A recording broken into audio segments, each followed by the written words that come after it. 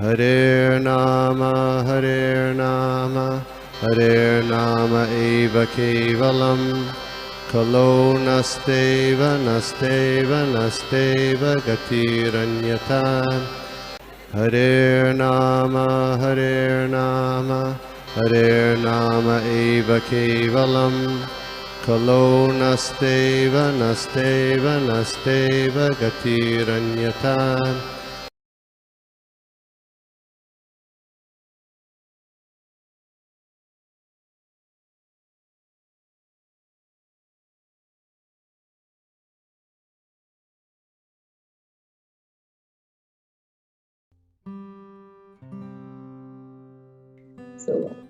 Start करने से पहले मंगलाचरण कर लेते हैं। ओम ज्ञान तिमिरन्धस्य ज्ञानञ्जन शलाखया चक्षुरुन्मीलितं येन तस्मै श्री गुरुवे नमः। श्री चैतन्य मनोभीष्टं स्थापितं येन भूतले स्वयं रूपः कदा मह्यं ददाति स्वपदान्तिकं। वन्दे अहं श्री गुरु श्री उत्पत्कमलं श्री गुरून् वैष्णवांश्च श्रीरूपं साग्रजातं सहगण रघुनाथान्वितं तं सजीवं साद्वैतं सावधूतं परिजन सहितं कृष्ण चैतन्य देवं श्री राधा कृष्ण पादान सहगण ललिता श्री विशाखान्वितांश्च। हे कृष्णा करुणा सिंधु दीनबंधु जगतपते गोपेश गोपिका कांता राधा कांता नमस्ते। सप्त कांचन गौरांगी राधे वृंदावनेश्वरी वृषभानुसुते देवी प्रणमामि हरिप्रिये। वाञ्छाकल्पतरुभ्यश्च कृपा सिन्धुभ्यः च पतितानां पावनेभ्यो वैष्णवेभ्यो नमो नमः। जय श्री कृष्ण चैतन्य प्रभु नित्यानंद श्री अद्वैत गदाधर शिवसादि गौर भक्त वृंदा। हरे कृष्णा कृष्ण कृष्ण हरे हरे हरे राम राम राम हरे हरे। नमो विश्वपादाय कृष्ण पृष्ठाय भूतले श्रीमद् क्रतुदास अधिकारी ते नामने। नमो विश्वपादाय कृष्ण पृष्ठाय भूतले श्रीमद् भक्तिवेदांत स्वामी ते नामने। नमस्ते सरस्वती देवी गौरवाणी प्रचारिणी निर्विशेष शून्यवादी पाश्चात्य देशतारिणी। हम लोग आज 6 चैप्टर का जिसका नाम है ध्यान योग, उसके बारे में देख रहे हैं। तो उससे पहले मैं थोड़ा सा रिकैपिचुलेट करूंगी। अर्जुन ने श्री कृष्ण से 6.33 में बोला कि प्रभु आपने ये जो अष्टांग योग का सिस्टम बताया है ये तो इतना इजी नहीं है, प्रैक्टिस भी नहीं होगी। क्यों प्रैक्टिस नहीं होगी? तो उसका आंसर उन्होंने 6.34 में दिया कि ये जो मन है ना ये बहुत ज्यादा चंचल है। अर्जुन को देखिए, युद्ध भूमि तक आने तक तो वो आ गए, उन्होंने वहां आके कहा कि मैं युद्ध करूंगा, बट युद्ध भूमि पर आकर कहते हैं कि मैं युद्ध नहीं करूंगा। तो एक्चुअली मन अपनी पोजीशन बदलता रहता है। मन बहुत ही स्ट्रांग है, उसको बदलना बहुत मुश्किल है। अर्जुन ने बोला कि ठाकुर जी मैं वायु को तो वश में कर सकता हूं बट मन को नहीं कर सकता। तो इसीलिए भगवान ने 6.35 में कहा कि अर्जुन जो तुमने कहा है उसमें कोई डाउट नहीं है, बट स्टिल रास्ता है, और वो रास्ता क्या है? अभ्यास और वैराग्य का। तो इसके बारे में बताकर कृष्ण एक उम्मीद दिखाते हैं। अब अभ्यास किस चीज का? अभ्यास मीन्स नियम, भक्ति योग का नियम। और सबसे महत्वपूर्ण जो अभ्यास है वो है हरे कृष्णा कृष्ण कृष्ण हरे हरे हरे राम राम राम हरे हरे। अब ये तो हो गया अभ्यास। अब वैराग्य किस चीज का? वैराग्य no meat eating, no intoxication, no gambling, no illicit sex, और इन सबसे भी जरूरी है असत संग त्यागना। अगर अभ्यास और वैराग्य का पालन करते हैं तो बड़ी सरलता से हम अपने मन को संयम में कर सकते हैं। तो जब अर्जुन ने सुना तो वो शांत हो जाते हैं और एक उम्मीद जागती है। बट स्टिल उनका एक क्वेश्चन है, और वो क्वेश्चन उन्होंने किया 6.37 में। वो क्या बोलते हैं कि कृष्ण उस असफल योगी की गति क्या है जो प्रारंभ में श्रद्धा पूर्वक आत्म साक्षात्कार की विधि ग्रहण करता है किंतु बाद में भौतिकता के कारण उससे विचलित हो जाता है और योग सिद्धि को प्राप्त नहीं कर पाता। अब हर कोई तो इस मार्ग का पालन करते हुए तो सफल नहीं होगा, हो सकता है कोई भटक भी जाए, और even after practising for a long time then उसकी गति क्या है, और अगर कोई थोड़े समय इस योग का पालन करे और भटक जाए तो उसकी गति क्या है, कृपा करके आप बताइए। तो अब उसके और आगे आज का श्लोका 38, उसमें क्या श्लोका पढ़ेंगे? कच्चित् न उभया विभ्रष्ट छिन्नाभरम इव नश्यति अप्रतिष्ठो महाभावो विमूढ़ा ब्राह्मणा पथि। शब्दार्थ, अनुवाद और तात्पर्य शिल प्रभुपाद द्वारा। जय शिल प्रभुपाद। कश्चिन मीन्स क्या, और कश्चिन न उभयो विभ्रष्ट छिन्न अभ्रम इव नाश्यति अप्रतिष्ठा महाभावो। ऐसा नहीं है कि वे दोनों ही पथों से भ्रमित हो जाता है, मीन्स वो योग की प्राप्ति नहीं कर पाया और भोग की प्राप्ति भी नहीं कर पाया। तो यहाँ पर महाभावो जो शब्द आया है कृष्ण के लिए, बिकॉज यहाँ अर्जुन कह रहे हैं। जनरली अगर हम देखते हैं तो अर्जुन के लिए ये वाले वर्ड का यूज करते हैं। आगे बोलते हैं विमूढ़ा ब्राह्मणोपति, तो जो ब्रह्मांड की प्राप्ति करना चाहता है, पथि मीन्स पथ पर चलने वाला, तो जो भगवान की प्राप्ति के पथ पर चल रहा है उसको भगवान की प्राप्ति भी नहीं हुई, और माया का सुख या दुख जो भी कहो वो भी नहीं हुआ, तो दोनों ही से वो वंचित रह गया। यही प्रश्न है इसमें। अनुवाद, हे महाभावो कृष्ण, क्या ब्रह्म प्राप्ति के मार्ग से भ्रष्ट ऐसा व्यक्ति आध्यात्मिक तथा भौतिक दोनों ही सफलताओं से च्युत नहीं होता? ये बहुत गंभीर बात है। कई बार हमको चाहिए लगता है कि मिस्टर एक्स या मिस्टर वाई ये बहुत सुखी हैं, बट बेसिकली सुखी वो भी नहीं है। जैसे एग्जाम्पल लेते हैं एक मछली का, अगर मछली को पानी में से निकाल कर दूध में भी डाल देंगे, देन ऑल्सो वो मछली सुखी नहीं होगी। अब क्या 16 माला करने से हमारी प्रगति हो जाएगी? I am asking this because इस मटेरियल वर्ल्ड में, इस भौतिक जगत में 16 माला भी बड़ी मुश्किल से खींच तान कर होती है। तो क्या 16 माला करके चेतना की क्लैरिटी कर लेंगे हम लोग? यस, होगी, बट ज्यादा नहीं होगी। शास्त्र अध्ययन और भक्तों का संग बहुत जरूरी है। आगे क्या बता रहे? हे महाभावो कृष्ण, क्या ब्रह्म प्राप्ति के मार्ग से ऐसा मार्ग से भ्रष्ट ऐसा व्यक्ति आध्यात्मिक तथा भौतिक दोनों ही सफलताओं से च्युत नहीं होता और छिन्न भिन्न बादल की भांति विनष्ट नहीं हो जाता, जिसके स्वरूप उसके लिए किसी लोक में कोई स्थान नहीं रहता। एक बादलों का समूह है और उसमें से अगर एक छोटा सा बादल निकल गया तो उस बादल की कोई स्थिति नहीं रहती ना। हमारे साथ भी कुछ ऐसा ही होता है। हम पूरी भक्ति करने वाले ग्रुप में भी फिट नहीं होते और दूसरे हाथ में हम माया के ग्रुप में भी फिट नहीं होते। सो ना तो हम माया के साथ हैं और ना ही हम कृष्ण के साथ हैं। वो बोलते हैं ना जनरली, माया मिली ना राम। तो अगर दोनों ही नहीं मिले तो मिला क्या? तो श्रील बलदेव बुद्ध भूषण कुछ इस प्रकार एक्सप्लेन करते हैं कि जनरली लोग जो यज्ञ करते हैं स्वर्ग जाने के लिए, पर अगर कोई जिसने निष्काम कर्म किया है, ही सेज कि मैं इन यज्ञों को इसलिए नहीं कर रहा हूं ताकि मैं स्वर्ग जा सकूं, बट वो तो जपा करता है और सो दैट आगे जाकर उसको आत्मज्ञान प्राप्त हो जाए।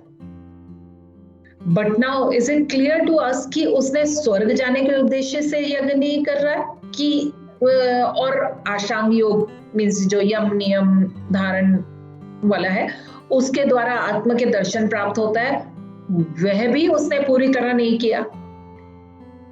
सो क्योंकि स्वर्ग जाने की इच्छा उसकी थी नहीं और उसने उसके हिसाब से कार्य भी नहीं किए, तो स्वर्ग तो उसको प्राप्त होना नहीं चाहिए, भोग प्राप्त नहीं होता और अष्टांग योग भी पूरा नहीं किया तो आत्मदर्शन भी नहीं हुआ। तो ऐसा लग रहा है कि उसको कुछ भी लाभ प्राप्त नहीं हुआ है। So Arjun is basically trying to ask कि ऐसे में क्या उसके लिए किसी भी लोक में कोई स्थान नहीं रहता, बिकॉज वो तो दोनों के फलों से वंचित रह गया। लाइक क्या वो ऐसे बादल की तरह है हो जाएगा जो बादलों के एक समूह में से अलग हो जाता है और परंतु दूसरे समूह से वो जोड़ नहीं पाता।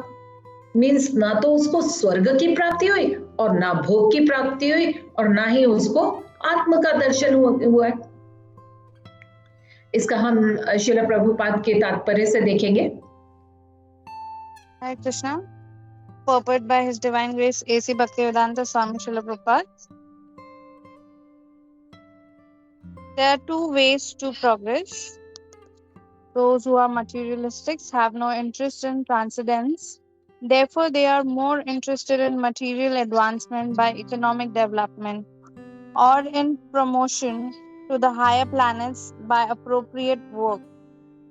When one takes to the path of transcendence, one has to cease all material activities and sacrifice all forms of so-called material happiness. If the aspiring transcendentalist fails, then he apparently loses both ways. In other words, he can enjoy neither material happiness nor spiritual success. He has no position. He is like a raven cloud. A cloud in the sky sometimes deviates from a small cloud and joins a big one. But if it cannot join a big one, then it is blown away by the winds and becomes a non-entity in the sky. In the vast sky, the Brahmandapati is the path of transcendental realization through knowing oneself to be spiritual in a sense, part and parcel of the Supreme Lord, who is manifest as Brahman, Paramatma, Bhagavan. Lord Sri Krishna is the fullest manifestation of the Supreme Absolute Truth, and therefore one who is surrendered to the Supreme Person is a successful transcendentalist. To reach this goal of life through Brahma and Paramatma realization takes many, many births. Bahunam Janmana Ante. Therefore, the supermost path of transcendental realization is Bhakti Yoga or Krishna consciousness, the direct method. Hare Krishna. Thank you so much. Hare Krishna Mataji, thank you so much. So it is very clear. इस विषय में चिंता करने की क्या आवश्यकता है, because हम आगे पढ़ेंगे कि हजारों में से कोई एक व्यक्ति होता है जो भगवान की तरफ उन्मुख होना चाहता है और यदाचित वो भगवान से विमुख हो गया, उसका बहुत बड़ा नुकसान हो जाएगा। हमको इसके बारे में चिंता करनी चाहिए। चिंता ये कि वो भगवान की तरफ बढ़ा भी और पूरी तरह से उनको प्राप्त भी नहीं कर पाया और बीच में ही वो गिर गया। तो लेट्स सी इन वर्स 39 दिन दोनों श्लोकों का और अच्छे से हम समझ सकेंगे इसको, क्योंकि भगवान ने यहाँ बताया ना कि बहुनाम जन्म नाम अंते, बहुत उसके बाद कोई एक ऐसा व्यक्ति निकलता है जो भगवान के लिए जानना चाहता है। 39 एतत् में संशय कृष्ण छेतुम अर्हसि अशेषता त्वत् अन्य संशयस्य छेतना हि उपद्यते। शब्दार्थ, अनुवाद और तात्पर्य श्रील प्रभुपाद द्वारा। जय श्रील प्रभुपाद। एतत् यह है, मेरा संशयम संदेह, कृष्ण हे कृष्ण, छेतुम अर्हसि मीन्स मैं आपसे प्रार्थना करता हूं कि मेरी कोई संशय बचा ना रहे, पूरी तरह से इस संशय को समाप्त कर दीजिए। नाउ लुक, संशय होना इज नॉट अ प्रॉब्लम। अगर आपको कोई कंफ्यूजन है या वो है तो उसको कोई प्रॉब्लम नहीं है, बट अगर वो कंफ्यूजन या आपको संशय जो है वो रह जाता है तो बहुत दिक्कत आती है।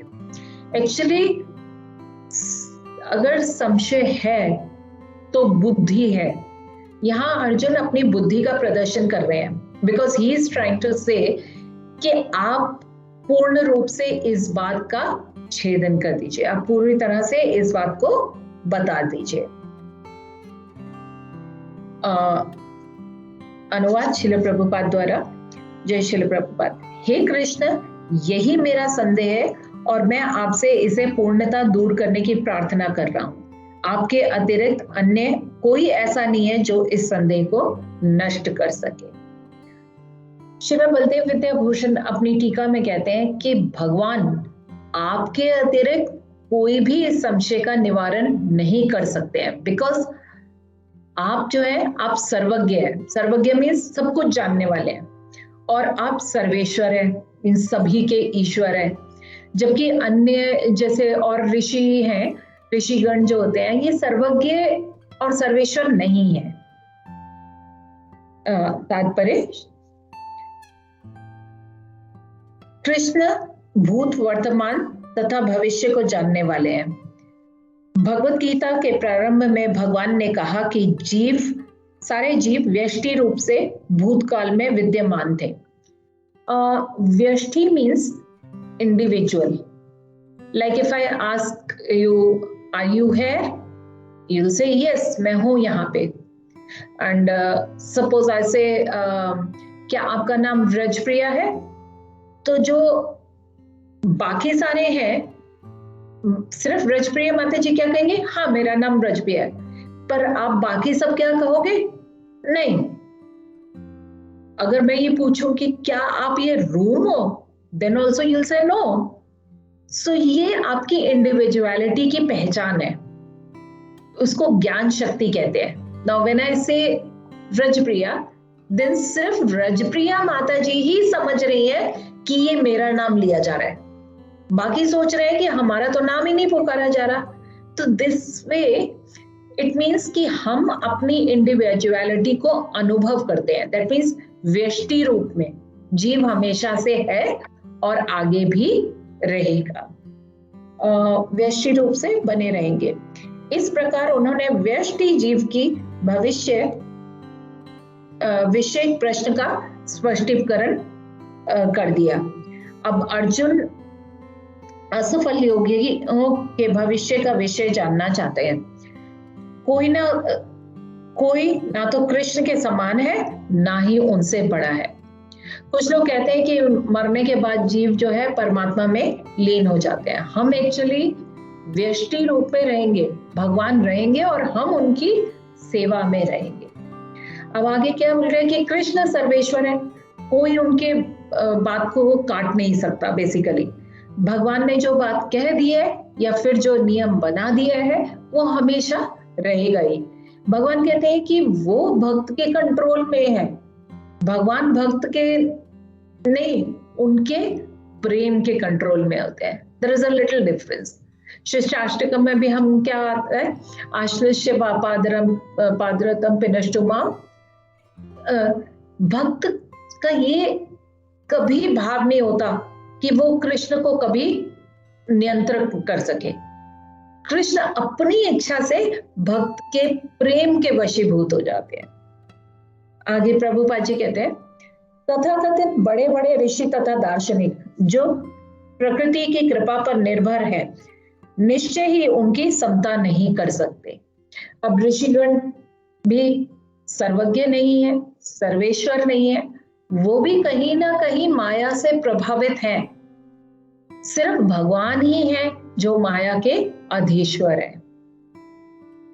अतः समस्त संदेहों का पूरा उत्तर पाने के लिए कृष्ण का निर्णय अंतिम तथा पूर्ण है, क्योंकि वो भूत, वर्तमान तथा भविष्य के ज्ञाता हैं, किंतु उन्हें कोई भी नहीं जानता। कृष्ण तथा कृष्ण भावना व्यक्ति ही जान सकते हैं कि कौन क्या है। We see that people see with their चर्म चक्षु, लोग अपने चर्म चक्षुओं से देखते हैं, बट जो भक्त हैं वो ज्ञान के चक्षुओं से उनको देखने की ट्रेनिंग दी जाती है, और ये ज्ञान चक्षु भी भगवान ही देते हैं। हम इस जीवन में कृष्ण कॉन्शियसनेस में आ गए, और जितनी प्रगति हम अभी कर सकते हैं हमको करनी चाहिए, नहीं तो अगले जन्म में फिर कंटिन्यू करेंगे, चाहे कृष्ण की प्राप्ति में हमको 100 जन्म क्यों ना लग जाए, हर जन्म पिछले जन्म से श्रेष्ठ होगा, बिकॉज आप भगवान की भक्ति में और प्रगति कर लेंगे, और प्रगति करके जाएंगे और निराशा का कोई स्कोप नहीं रह जाएगा। अब हम अर्जुन के डाउट्स जो है, ये 38 और 39, इसको हम लोग देखते हैं कि अर्जुन क्या कह रहे हैं कि भक्ति मार्ग पर अगर कोई सफल नहीं हुआ है तो फिर क्या होगा, क्या होगा, ये तो भगवान आगे बताएंगे। बट श्रील प्रभुपाद ने सक्सेस ना होने के 2 कारण बताए हैं। फर्स्ट है कि हो सकता है कि मनुष्य इतना सीरियस ना हो, और दूसरा आध्यात्मिक रास्ता माया के साथ बेसिकली एक खुली जंग है। आप जब माया अगर आप व्हेन यू टेल माया कि मैं आप तुमको छोड़कर आध्यात्म की तरफ जा रहा हूं, then she'll attack you by 2 ways। कैसे? माया के जो 2 उसके वो है आवरणात्मिका शक्ति, which means उसको वो छुपा दे या उसको ढक देना, मीन्स वो जीव को अपनी रियलिटी को ही भुला देती है। हम जैसे फॉर एग्जांपल हम लोगों को प्रीच करने के लिए जाते हैं, कि हम बोलते हैं कि ये जो संसार है ना ये दुखालय है और इसमें हमको कृष्ण भक्ति करनी पड़ेगी, एंड दे इमीडिएटली से दुख, कहाँ है दुख, मैं तो बहुत सुखी हूँ। उनको ये दुख दिखता ही नहीं, बिकॉज माया ने क्या किया, अपनी आवरणात्मिका शक्ति से उसको भुला दिया। Even if you see our body only, अगर हम अपने शरीर को खाना नहीं देंगे, दिन वो एक दिन में ही वो दुख का कारण, वो जो शरीर जिसको हम बहुत अपना मान रहे हैं, सब कुछ कर रहे हैं, वही हमारे दुख का कारण बन जाएगा। श्रीमद् भागवतम में शरीर का एक नाम दिया हुआ है क्लेशदा, कि ये शरीर जीव जिससे हमेशा प्रेम करता है वो वास्तव में उसके कष्ट देता है उसको।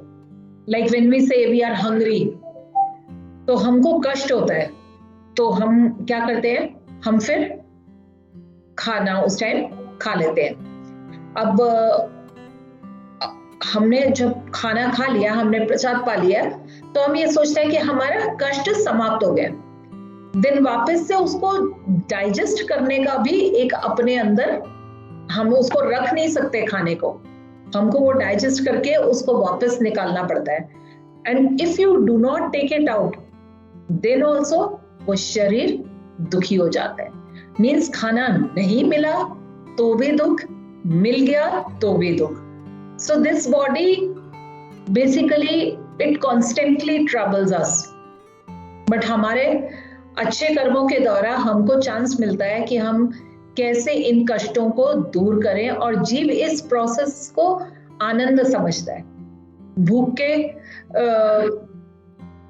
के कारण हम दुखी हैं, बट खाना खाकर दुख कम नहीं होता, दुख जो है खत्म नहीं हुआ है। शरीर बेसिकली अगर देखें तो वास्तव में कष्टदायक है, but because of our good karmas हम क्या कहते हैं, हमको फैसिलिटीज मिल जाती है। लाइक यहाँ 50 डिग्री टेम्परेचर है, हम लोग को एसी है, हमको एसी मिला हुआ, फैन है, तो हम उसको सुख मानते हैं, बट ये आनंद नहीं है ना। हम भी कष्ट में हैं, बट वी थिंक कि ये तो आनंद है, नहीं, ये सिर्फ दुखों को कम करना है। इसीलिए भगवान ने 5.22 में क्या बोला था, ये ही संस्पर्शजा भोगा दुख योन एवते आद्यवंतो कौन्तेय न तेषु रमते बुधा। बुद्धिमान मनुष्य दुख के कारणों में भाग नहीं लेता है, जो कि भौतिक इंद्रियों के संसर्ग से उत्पन्न होते हैं। सो हे कुंती पुत्र, ऐसा भोगों का आदि तथा अंत होता है, अतः चतुर व्यक्ति उनमें आनंद नहीं लेता। हम सोचते हैं कि हम आनंद ले रहे हैं, बट इन एक्चुअलिटी माया के साथ एक कॉन्ट्रैक्ट साइन कर रहे होते हैं। इस टाइप का कॉन्ट्रैक्ट कि इस आनंद के बदले हमको जो भी कष्ट मिलेगा वो मुझे स्वीकार है, and we are abiding by the contract. हमको जिस चीज में आनंद मिलता है वो ही चीज हमेशा हमको कष्ट देती है। माया इस हकीकत को कवर कर देती है, ढक देती है। बट श्रील प्रभुपाद जी कहते हैं कि इससे भी अधिक खतरनाक जो हथियार है माया का, वो है सेकंड हथियार, दैट इज प्रक्षेपात्मिका शक्ति। मीन्स वो तो एक मिसाइल है जो जीव को भय कर देती है कि ये भ्रमित हो जाता है जीव बिल्कुल, कि हम जनरली बोलते नहीं है, कई लोग आके बोलेंगे अरे क्या लगा रखा है all the time Hare Krishna. Means जब भक्ति में जीव आ रहा होता है, दिन माया ये रियलाइज कराती है कि आपको भक्ति के द्वारा कुछ नहीं मिलने वाला। इवन अब देखो कोई स्टूडेंट्स जो आ रहे होते हैं कृष्ण कॉन्शियसनेस में, somebody is coming to us and Maya will dictate, oh, why you are coming there? There are so many restrictions, so many rules and regulations. Better give it up. Yes, this is all nonsense. Give it up. ये है प्रक्षेपात्मिका। तो हम लोग को क्या है, वो क्या बोलेगी, अरे तुम 10 साल से जपा कर रहे हो, क्या नाम में कोई रस मिला है तुमको? अभी तक तो नहीं। एंड आप भी ये सोचोगे, हाँ मुझे कोई रस तो मिल नहीं रहा, कोई मेरे को ऐसा टेस्ट नहीं आ रहा हो, तो मैं भी ऐसे ही कर रहे होते हो। तो फिर वो बोलेंगे क्या पूरा दिन तुम सेवा क्या हासिल हुआ है? When you are doing the Vaishnav Seva all the time, leave everything. You are here. You are so brilliant. आप जाओ, बाहर जाओ, US अमेरिका जाओ, कनाडा जाओ, जाके वहां पैसा कमाओ। कहाँ यहाँ लगे हुए हो? आनंद करो, मजे करो, जैसा सब कर रहे हैं तुम भी करो, एक ही तो लाइफ मिली हुई है तुमको। वो बोलते ना, क्या मूवी का था आपका, सिमरन जी ले अपनी जिंदगी, उनका भी वही हाल है। सो फिर बोलेंगे अरे तुमको हर रोज टेम्पल क्यों जाना है, मंदिर क्यों जाना है? एक हफ्ते में एक बार ही चले जाओ, फोर्टनाइटली चले जाओ, चलो एक हफ्ते में एक बार ही चले जाओ। Why do you have to go daily? घर में भी तो भगवान की पूजा होती है ना, भगवान तो हमारे दिल में, ऑल सॉर्ट ऑफ थिंग्स दिल से। तो माया किसी पर कृपा नहीं करती, चाहे वो भक्त हो या उसको, जो अगर वो सोचे कि चलो आप सोचो कि भक्त है, माया इसको भक्ति करने देगी, पर नहीं, वो हर प्रकार से कन्विंस करती है और भ्रमित करती है। द प्रॉब्लम इज, पहले तो कोई भक्ति में आता नहीं है, और जब भक्ति में कोई आ जाता है, दिन माया अपनी प्रक्षेपात्मिका शास्त्र से उसको घायल करके भगा देती है। The more the devotee becomes serious in भक्ति, माया भी और सीरियस हो जाती है। इसीलिए श्रील प्रभुपाद ने बोला कि माया से बचने का अस्त्र हमको उन्होंने दिया है, और वो है कि हमको नियम से डिसिप्लिन से हर रोज माला करना और 4 नियमों का पालन करना है। And if we do not do that, then माया उसी टाइम अपना शिकंजा कस लेती है। Therefore, it's very easy to understand that you are not able to get up early in the morning. Then Maya will not think कि चलो कोई बात नहीं, आज छोड़ देते हैं, आज नहीं उठ पाए, सुबह नहीं उठ पाए तो कोई बात नहीं। माया अपना काम करना नहीं छोड़ती। माया के पास जीव के लिए कोई करुणा नहीं है। श्रील जीव गोस्वामी कहते हैं कि माया देवी हमारी इंद्रियों का टेस्ट करती है। श्रील रूप गोस्वामी बोलते हैं कि अनेक जन्मों से मैंने इस माया की गुलामी की है, मैंने माया की हर बात मानी है, इंद्रिय तृप्ति में सारा समय बिता दिया है, स्टिल उसने मुझ पर जरा भी तरस नहीं आता उसको। But I am so much rascal that मैं शेमलेसली अभी उसी माया की गुलामी कर रहा हूँ। Still I am following her, I am shamelessly looking at the things which I'm not supposed to look. I'm shamelessly eating the things which I'm not supposed to eat. I'm shamelessly speaking the things which I'm not supposed to speak. I'm shamelessly hearing the things which I'm not supposed to hear. I'm shamelessly going to the places where I'm not supposed to go. तो ये तो श्री रूप गोस्वामी के wordings हैं जिन्होंने पूरा control. इसलिए भक्तों को तो अपने आध्यात्मिक जीवन में बहुत ज्यादा सीरियस होना पड़ेगा, नहीं तो माया का आक्रमण से नहीं बच सकते। इसलिए भौतिक जगत में आकर भक्ति में आना मीन्स माया को एक खुला चैलेंज देना है। Therefore, be serious in chanting and hear Hare Krishna Katha. So now in the next verse, Krishna will reply to Arjun's questions. 6.40. Let's see that. Shri Bhagwan Vacha Partha Nevehi Namutra Vinashastasya Vidyate Nahi Kalyana Krit Kaschet Durgatim Tat Gacchati. The Supreme Personality of Godhead said, O son of Pratha, a transcendentalist engaged in auspicious activities does not need with instruction either in this world or in the spiritual world. One who does good, my friend, is never overcome by evil.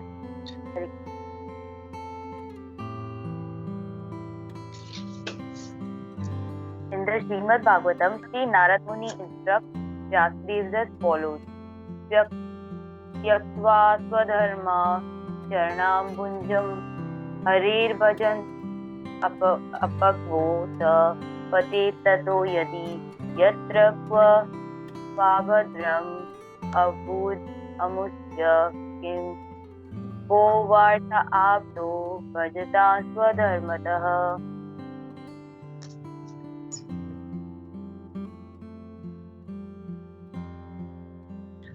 Someone gives up all prospects and takes complete shelter of the personality of Godhead, there is no loss or degradation in any way. On the other hand, a non-devotee may fully engage in his occupational duties and yet not gain anything. For material prospects, there are many activities, both scriptural and compulsory. A transcendentalist is supposed to give up all material activities for the sake of spiritual advancement in life. Krishna consciousness. One may argue that by Krishna consciousness one may attain the highest perfection if it is completed. But if one does not attain such a perfectional state, then he loses both materially and spiritually. It is enjoined in the scriptures that one has to suffer the reaction for not executing prescribed duties. Therefore, one who fails to discharge transcendental activities properly becomes subjected to these reactions. The Bhagavatam assures the unsuccessful transcendentalist that there need be no worry, even though he may be subjected to the reaction for not perfectly executing prescribed duties. He is still not a loser because auspicious Krishna consciousness is never forgotten, and one so engaged will continue to be so even if he is low-born in next life. On the other hand, one who simply follows strictly prescribed duties need not necessarily attain auspicious results if he is lacking in Krishna consciousness. The purport may be understood as follows. Humanity may be divided into two sections, namely the regulated and non-regulated. Those who are engaged simply in bestial sense gratifications without knowledge of their next life or spiritual salvation belong to the non-regulated section, and those who follow the principles of prescribed duties in the scriptures are classified among the regulated section. The non-regulated section, both civilized and non-civilized, educated and non-educated, strong and weak, are full of animal propensities. Their activities are never auspicious. Because while enjoying the animal propensities of eating, sleeping, defending and mating, they perpetually remain in material existence, which is always miserable. On the other hand, those who are regulated by spiritual injunctions and who thus rise gradually to Krishna consciousness certainly progress in life. Those who are following the path of auspiciousness can be divided into three sections, namely the followers of scriptural rules and regulations, who are enjoying material prosperity, those who are trying to find ultimate liberation from material, and those who are devotees of Krishna consciousness, those who are after fruitive results for sense gratification may be elevated to a higher standard of life, even to the higher planets, but still, because they are not free from material existence, they are not following the truly auspicious path. The only auspicious activities are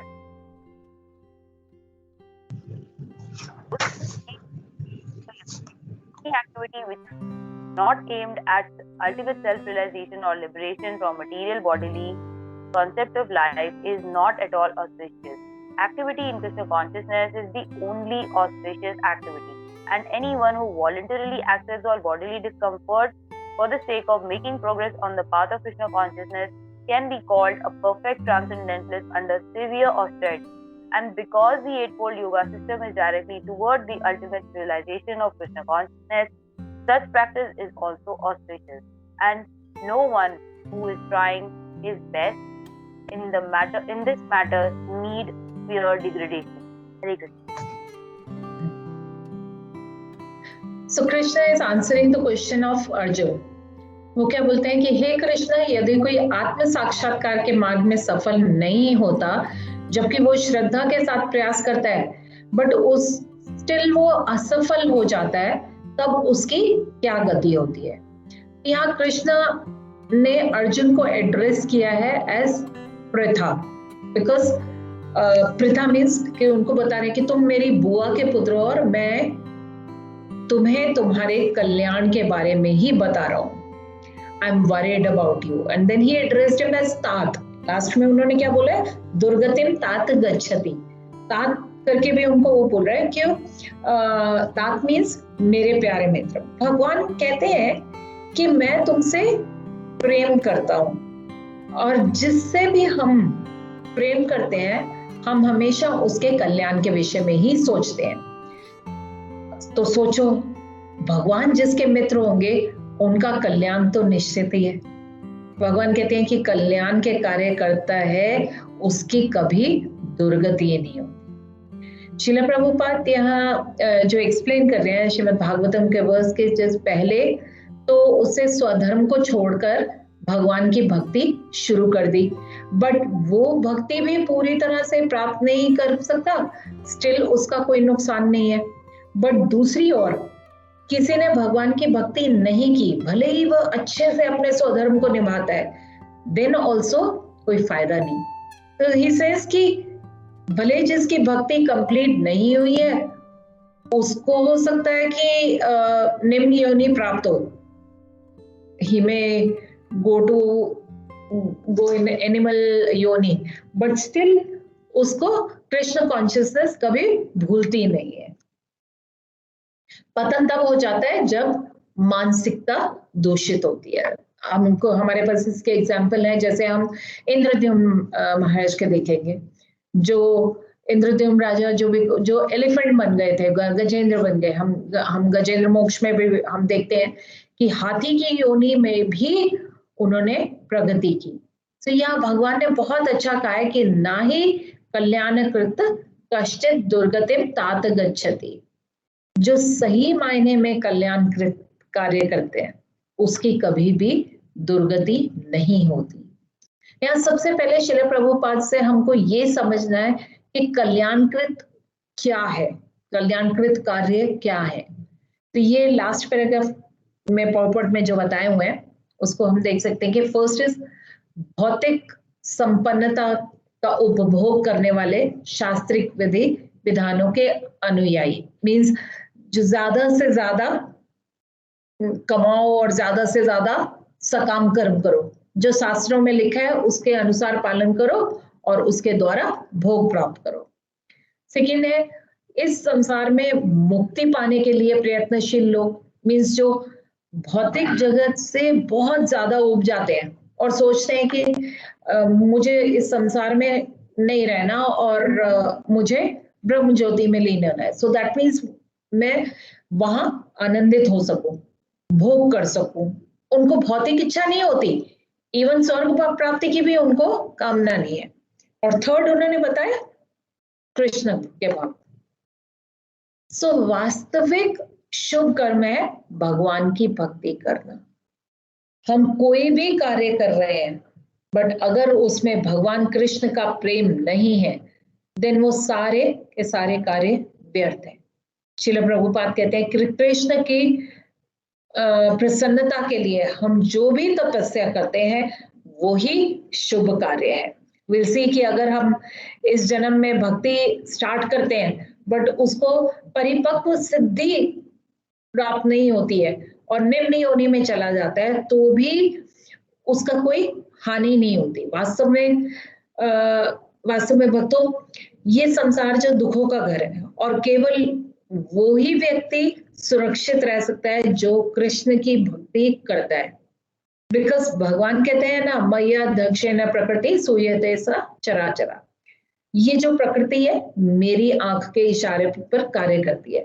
तो जब तक हम कृष्ण की शरण में नहीं जाएंगे तब तक हम माया से सुरक्षित नहीं होंगे। और यहाँ हम देखते हैं कि अर्जुन जो है कोई एक वो सिंपल आदमी नहीं है, कोई he is not a simple person. वो भगवान के मित्र थे प्लस उनको शास्त्रों की भी नॉलेज है but still at times Krishna दूसरों के सिखाने के लिए अपने भक्त को या अपने मित्र को भ्रमित कर देते हैं। अर्जुन ने फर्स्ट चैप्टर में बहुत से रीजन दिए थे कि युद्ध ना करने के और शास्त्रों के प्रमाण भी दे रहे थे कि वो सिर्फ अपने लक्ष्य के बारे में ही कुछ नहीं कह रहे थे और कृष्ण को प्रसन्न करना है उसके वो नहीं करते। अर्जुन एक्चुअली माया से परे हैं। हम देखें तो वो तो हमारा एक पार्ट निभा रहे थे ड्रामे में कि जीव यहाँ सब विधि विधानों का पालन तो करता है बट वास्तव में जो कल्याण पद कार्य है कृष्ण भक्ति उसके बारे में नहीं सोचते। बट वास्तविकता तो ये है कि इस संसार में आप किसी भी हायर स्टेज पे पहुंच जाओ बट अगर आप कृष्ण की प्रसन्नता के लिए कार्य नहीं करोगे देन आपको अवश्य ही कष्ट भोगना पड़ेगा।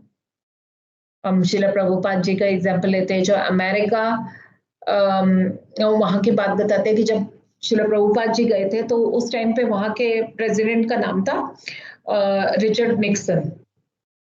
He was very powerful person at that time. And जैसे आज के मनुष्य सुख समृद्धि पाने के लिए बहुत मेहनत करते हैं वैसे उसने भी बहुत की और लोगों को लगता था कि वो सबसे ज्यादा सुखी है बट उसे वही बात एक काम नहीं किया, वो थी कृष्ण भक्ति। तो कुछ टाइम के बाद लोभ और अहंकार के कारण उससे गलतियां होनी शुरू हो गई और उसके सारी के सारी पावर्स जो है वो ले ली गई and he was forced to resign. At that time he was saying कि इस संसार में मेरे से ज्यादा दुखी व्यक्ति कोई भी नहीं है, जबकि सारे पहले ये सोचते थे कि सबसे ज्यादा सुखी व्यक्ति वही है। ही सेड बिफोर डाइंग कि मैंने अपने 30 साल मानसिक जीवन बिताया मैंने और एक एक क्षण के लिए भी मैं इन दुखों को भूल नहीं पाया। सो इसीलिए भक्तों this example is of a person who grows in material life और एक क्षण भी उसका एक क्षण में सर्वनाश हो सकता है। अब ये पृथ्वी के लोक का है एग्जाम्पल है। अगर वास्तविकता तो ये है कि आप कितने भी ऊंचे पद को प्राप्त कर लो, किसी भी लोक में चले जाए बट आप कभी भी एक क्षण में नीचे गिर सकते हैं। भगवान कहते हैं शिव पुण्य मृत्यु लोक के विशंत। श्रीमद् भागवतम में एक कथा आती है कि स्वर्ग के राजा इंद्र को एक बार ऋषि ने श्राप दिया कि आप सुअर बन जाओ। अब वो इंद्र जो नंदन कानन वन में अपनी अप्सराओं के साथ अमृत पान करता है वो पृथ्वी पर आकर सुअरों के साथ अपनी जो उनकी वाइफ सुअर थी उसके साथ विष्ठा खाने में लगा हुआ है। और इस संसार में हर कोई ये सोचता है कि मैं जिस स्थिति पर हूं उसमें मुझे भोग प्राप्त हो रहा है अकॉर्डिंग टू माय बॉडी। तो इसीलिए वो सुअर भी यही सोचता है कि ये आनंद की परिकाष्ठा है और उसी में वो उसको आनंद की प्राप्ति होने लगती है। So Indra was also enjoying but Brahma ji came to remind him कि भैया चलो वापस स्वर्ग चलो, please come back with me. And he replied, no, no, no, no, I cannot come. क्यों? क्योंकि मेरी तो बहुत सुंदर और सुशील पत्नी है, मेरे इतने प्यारे प्यारे बच्चे हैं, अगर मैं यहाँ से चला जाऊंगा तो इनका सबका क्या होगा? तो इस भौतिक जगत के माया के कारण जीव सोचता है कि इस भौतिक संसार में मुझे जो स्थिति मिली है उसको मेंटेन करना ही मेरा परम कर्तव्य है. We forget that we are part and parcel of Krishna, but we love this material world so much so that we forget कि इस भौतिक जगत में इस भौतिक जगत से तो मेरा कोई लेना देना है ही नहीं. हमारा धाम वैकुंठ जगत है, हमारी पोजीशन सच्चित आनंदमयी है. We are servants of Krishna, but इन सबको भूलकर हम इस भौतिक जगत में फंसे हुए हैं. और भगवान बार बार कह रहे हैं कि हमको बुलाते हैं. कैसे बुलाते हैं? गुरुओं के द्वारा, शास्त्रों के द्वारा, साधुओं के द्वारा. बट हम भी वही कहते हैं कि जो इंद्र कहते हैं, मेरे पास अभी तो टाइम नहीं है भगवान का जप करने के लिए, भगवान की कथा सुनने के लिए. तो हम लोग अगर देखें तो हमारी स्थिति भी सुअर की तरह है, जो ऋषियों के, महान ऋषियों के त्यागे हुए मल को, उनके विष्ठा का सेवन कर रहे हैं. उनका मल मतलब उन्होंने जो त्यागा किया, उन्होंने त्यागा है भौतिक वस्तुएं, उन्होंने त्याग दी, उन्होंने भौतिक सामान को त्याग दिया, भौतिक उन्होंने प्रगति जितनी हो रही थी उस सबको त्याग दिया, और हम उसका सेवन कर रहे हैं. सो वी सी दैट ऋषियों की नजर में तो हम सुअर के जीवन ही जी रहे हैं. कृष्ण कहते हैं कि if you want to progress in this material world, then आपको बहुत सावधानी से ये काम करना होगा. ऐसा ना हो कि इन सबको प्राप्त करने में हम कृष्ण को ही भूल जाएं.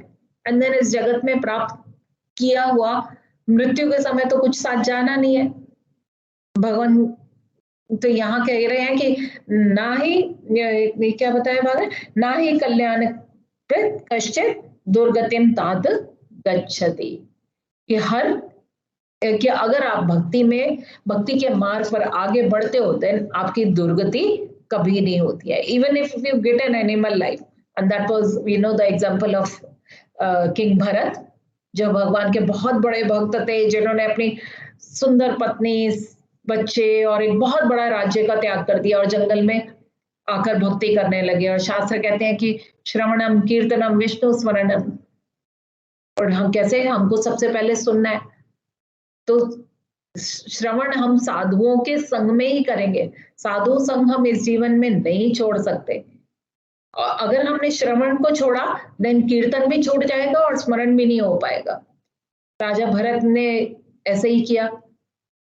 उन्होंने एक प्रेग्नेंट हिरनी को देखा जिसके पीछे एक शेर पड़ा हुआ था, और वो शेर के पीछे वो गंदगी नदी को ऐसे में क्रॉस करने लगी. और क्रॉस करने में जब उसने देखा कि उसका बच्चा हो गया और उसका वो बच्चा गिर गया है, पेट से निकल के गिर गया, and she came to other side, और वो सोचने लगी कि अब तो मेरा बच्चा मर ही जाएगा, ये छोटा सा बालक है, ये तो अब मर ही जाएगा. एंड वो सोच के ही उसकी भी डेथ हो गई. तो माता का हृदय तो ऐसे ही होता है, वो अपने बच्चों को मरता हुआ कभी नहीं देख सकती. पर आजकल की अगर हम माता को देखते हैं तो वो स्वयं अपना बच्चा गिरा देती है. उनके हृदय में कोई अब करुणा रह ही नहीं गई है. सो हमको अपनी साधना को परफेक्ट बनाना है. देन ओनली हमारी ये जो चेतना है ये शुद्ध होगी और हम अपने कार्यों को भक्ति बना सकते हैं. लाइक अर्जुन युद्ध करने जा रहे थे, शंख बज गया, बट भगवान से वो श्रवण कर रहे थे. He heard all the 700 shlokas, और उन्होंने करोड़ों की संख्या में लोगों का मारा, बट स्टिल उनको कोई कर्म बंधन नहीं लगा, कोई अपराध नहीं लगा. So we should also hear from our guru. उनकी इंस्ट्रक्शंस को हमको सुनना है और उसका पालन करना है. सो इसलिए हमको अपने जीवन में श्रवण और कीर्तन के लिए समय हर हालत में निकालना ही है. अपने जप की संख्या को बहुत दृढ़ता से पूरा करना है. राजा भरत तो हम जानते थे कि he took another birth as a deer, और वहां पे भी उन्होंने साधुओं के संग में कृष्ण की कथा सुनी, कीर्तन सुना, and then he took the another birth in Brahman's family. तो वो सब हमको जड़ भरत की भी कहानी पता है कि कैसे भद्रकाली ने भी स्वयं आकर प्रकट हुई और कैसे उन्होंने अपनी तलवार से सारे डाकुओं को सिर काट दिया. Then तो ये सारी तो हमको पूरी कथाएं पता है, I will not repeat once again. So हमारी बेसिक क्वालिफिकेशन यही होनी चाहिए कि हम विनम्रता से, हमको भूलना नहीं है विनम्रता को, एंड दैट वी आर, कि हम लोग जो है we are the eternal servants of the Lord. So इस जीवन का उद्धार तभी होगा जब हम कृष्ण की भक्ति करेंगे, बिकॉज इस लोक में या दूसरे लोक में की गई भक्ति से कभी भी हमारी दुर्गति नहीं होगी और हमारा सब कल्याण इसी से होगा। हरे कृष्णा। माता जी का बहुत बहुत धन्यवाद, काफी अच्छे से श्लोक का प्रेजेंट किया। और जो उन्होंने जो इसका भूमिका बांधा पहले पूरा, तो इसके जो श्लोक के पहले क्या क्या था, बहुत अच्छे से माता जी ने समराइज करके इसको फिर आज का जो श्लोक है वो स्टार्ट किया। तो थैंक यू फॉर दैट। हरे कृष्ण माता जी, ऐसे ही आते हरे रहिए और कृष्णा। अच्छा एसोसिएशन देते रहिए। Hare Krishna. Thank you so much प्रभु जी, और मैं अपनी गलतियों के लिए माफी चाहती हूँ कि मुझसे गलतियां तो बहुत सारी हुई होंगी कि मैं इतना कोई एक्सपर्ट नहीं हूँ, बट क्योंकि मेरे को सेवा मिलती है, माता जी दे देती हैं, तो मैं अपनी प्यूरिफिकेशन के लिए और आप सबकी ब्लेसिंग्स के लिए यहाँ आती हूँ।